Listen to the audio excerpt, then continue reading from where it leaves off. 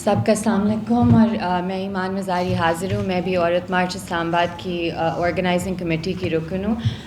میں صحت اور تعلیم کے حوالے سے جو ہمارے مطالبات ہیں ان پر بات کروں گی. ویسے تو 14 مطالبات ہیں، لیکن میں مختصراً جو میجر ڈیمانڈز ہیں انہیں ہائی لائٹ کروں گی. سب سے پہلے، جیسے کہ آپ سب جانتے ہیں کہ جو سیلاب کی وجہ سے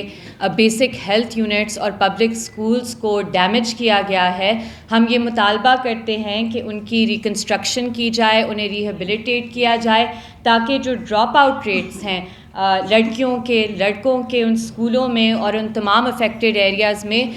وہ کم کیے جائیں اور ان کو یہ ایکسیس دیا جائے. دوسرا جو ہمارا ڈیمانڈ ادھر ہے کہ جو تمام فلڈ افیکٹڈ خواتین ہیں،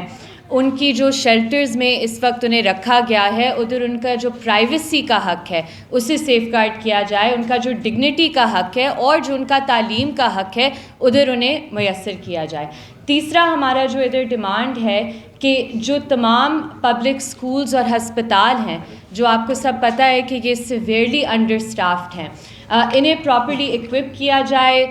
ٹیچرز ایڈیکویٹ پرووائڈ کی جائے،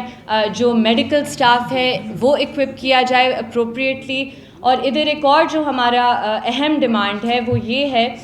کہ جو ایجوکیشن، تعلیم اور صحت کا بجٹ ہے، اسے ایٹ لیسٹ کم از کم جو آپ کا جی ڈی پی ہے اس کا 5% تک اس کی ایلوکیشن کی جائے، اور جو تمام ان میں ریسنٹ کٹس ہوئے ہیں انہیں ریورس کیا جائے. اور آخری جس مطالبے پہ میں ایمفیسس کروں گی کہ جو ایجوکیشن کریکولم ہے، جو نصاب ہے تعلیم کا، اس حوالے سے ہمارا یہ مطالبہ ہے کہ اس نصاب کو سینسٹائز کیا جائے، امینڈ کیا جائے کہ جو ریلیجس مائنورٹیز ہیں، ایتھنک مائنورٹیز ہیں، ان کی نمائندگی صحیح طرح سے اس نصاب میں کی جائے. شکریہ.